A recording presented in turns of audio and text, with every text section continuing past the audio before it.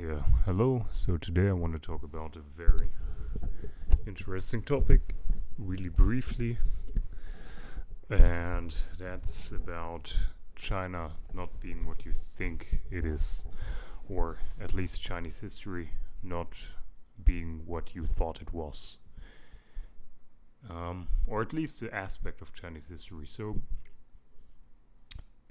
what most people think when they think about Chinese culture or the Chinese religion, they think about Buddhism, the Confucius belief, and something similar to that. But actually, there's another belief that the Chinese had prior to that. So, for the most part of their history, or let's say for the beginning of their history, they had a belief in one singular God, the supreme God, the God of the sky, the God of the heaven, God who is above all the things, and they used to have that faith. The Chinese history is actually one of the most. It's actually one of the most well documented histories or in the world, especially like when it comes to antiquity. The Chinese track the history pretty well, and it is also known that in the beginning of their history, they believed that there's only one. They only had one God, and they believed he's the supreme being. And so the first Chinese emperor, right? I will maybe give the name in the comments because I don't have it with me here. The first Chinese emperor was a firm believer in that one supreme God. I think in Chinese it's Changdi, which means the supreme God, right? And that emperor ordered his people to build hundreds of temples around China in honor of that one God. And really, after that, maybe 2,000 years after that, other ideas came and creeped in. Something like Buddhism and Confucius belief and stuff like that. That came way after the Chinese belief in one God, the monotheistic belief they had. And the timeline is around 2500 BC, when the Chinese history began, according to their writings, which is after the big flood and after the fall of the Tower of Babel. So it makes sense in that regards. It matches the biblical storyline, which Ibn Abbas also held, of course, and documented. But so China, I think, with that 2,500 years history prior to BC, right? They recorded a lot of things, including the first emperor building all of those temples, right? And so it makes perfect sense that they have been monotheists. And there's also, I have another theory that maybe the Greeks and Romans were also monotheistic in their origins, but that requires more research because there's less known sources for that or facts for that. But my belief, really my theory, I think everybody started out like that, really. Must be, really. But yeah, so that being the case, after a while, they then started to adopt all the other philosophies, right? So I think that's extremely interesting. Let me just go into something very interesting as well. As you can see, that's modern day Hong Kong. Great nation, the nation of China. Very powerful, big nation, right?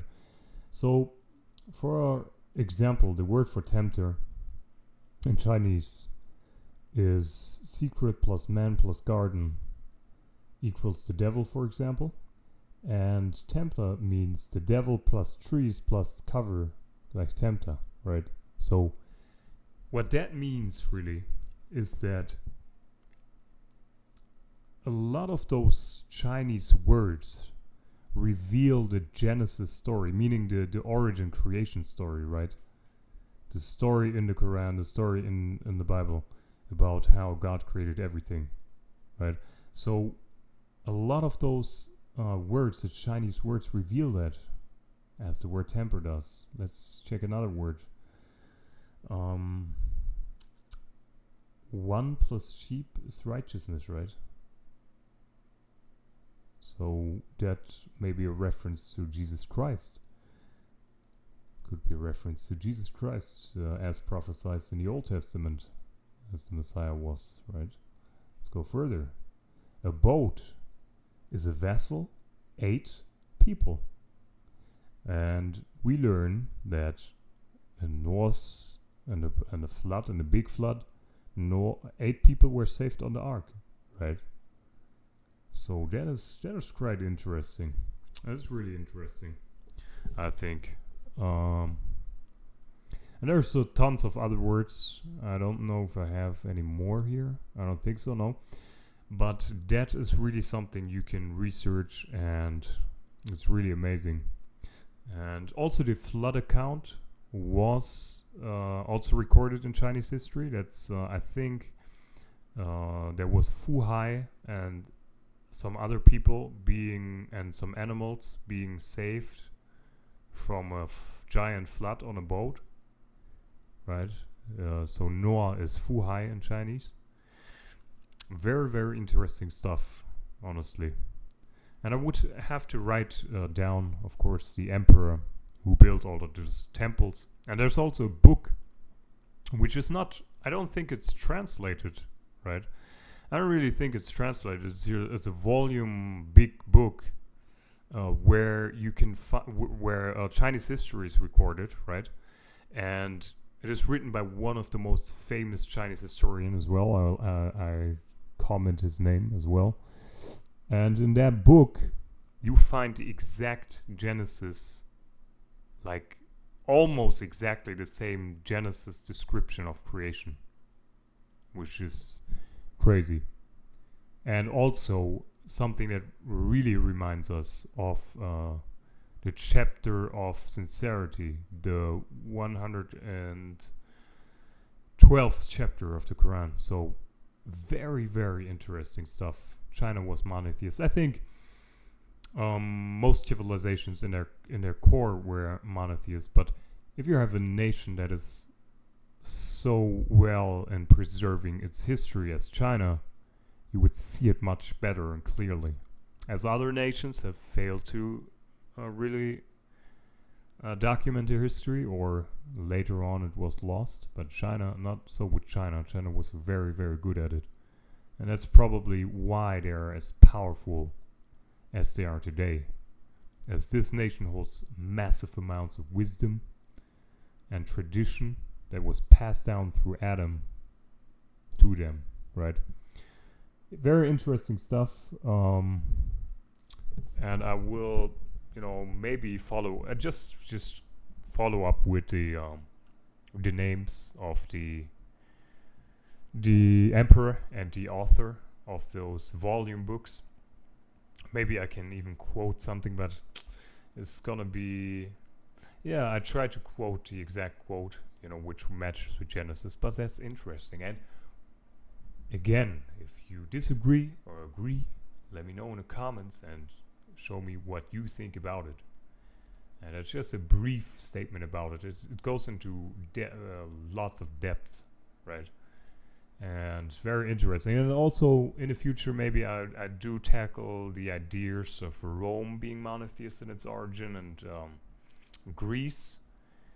And I might also, let me just add something to the China story, right? So I think that, I have this theory that the celebration, the New Year celebration, might have been originally, right? Let me give you two crazy theories, and those are only theories, right? I'm not firmly believing in them. Well, in one theory, I believe much more than the second one, right? Or yeah, and than the first one. Okay, so my first theory is that the New Year's festival with all of those, those rockets and stuff like that the Chinese invented. Could it be because all around the world it said that it should ward off evil spirits, and it's not necessarily superstitious from an Islamic point of view, right? From a revelation point of view, because we know very well that you could harm like spirits and stuff like that with physical objects, right? You can interact in their sphere or something like that. So maybe the Chinese were taking this tradition from Noah, or they got it from like a Chinese prophet, because we also know that every nation was given a prophet, right? So maybe the Chinese were obligated, or a prophet in China made that ritual, that he took those rockets and stuff like that the Chinese invented, coincidentally, and he ordered them to do this celebration each year one time to ward off really bad demons and stuff like that, right? To combat them, to scare them and stuff like that. If the whole nation does it, I'm sure it has some effect on the spiritual realm, right? So yeah, that's a theory of mine. And if you're a zealot or something like that who just blatantly claims that this is some kind of blasphemy or something like that, please provide you proof, right? Always provide you proof and evidence. I'm happy to hear. Secondly, remember, it's only a theory, not a proof. Secondly, my other theory, really, which is moral, it turns more into a belief, really, bro. It turns more into a belief than just simply faith, than just simply like a theory. Is that the Tzu book, right? The Art of War, which is one of the most read books in history, and also one of the most important and impactful books in history. And that any general in the world has to go through and study in depth if he wants to become a very good general, right? It's part of the curriculum to learn that specific book in order to gain knowledge about warfare, right?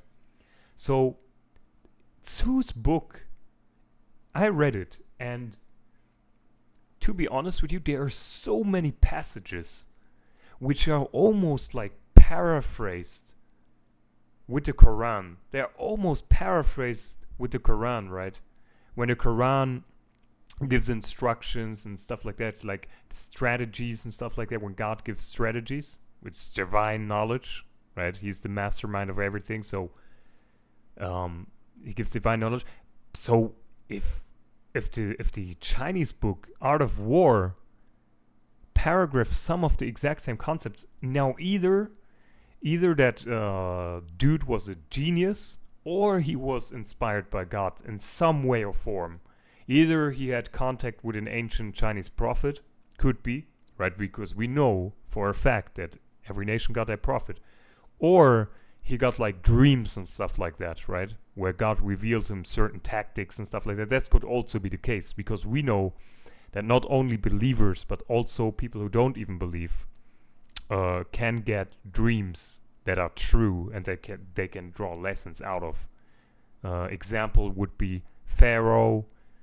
Other examples would be maybe Nebuchadnezzar and stuff like and people like that.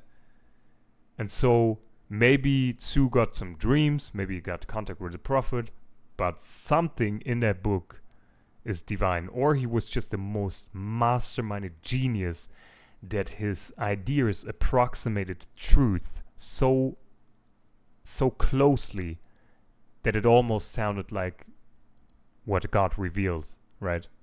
So, but yeah, so very interesting. My personal belief about that whole story, and let me know in the comments if you agree or disagree, is that he really got influenced by God through revelation or contact with the prophet. See you guys in the next video.